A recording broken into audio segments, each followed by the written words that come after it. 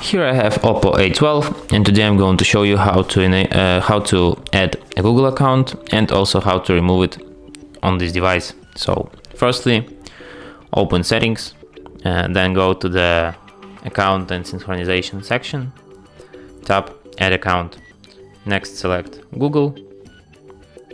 For this you will of course need the internet connection. Next you have to enter your email or phone number. Tap next. Then you have to enter your password. Tap next.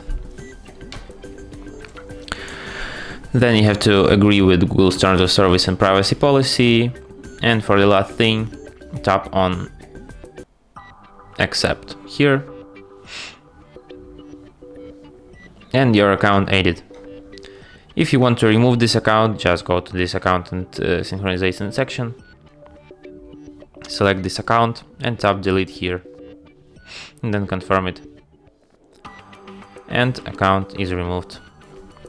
And that's it. Thanks for watching. If you find this tutorial useful, don't forget to hit that like button and subscribe to our channel.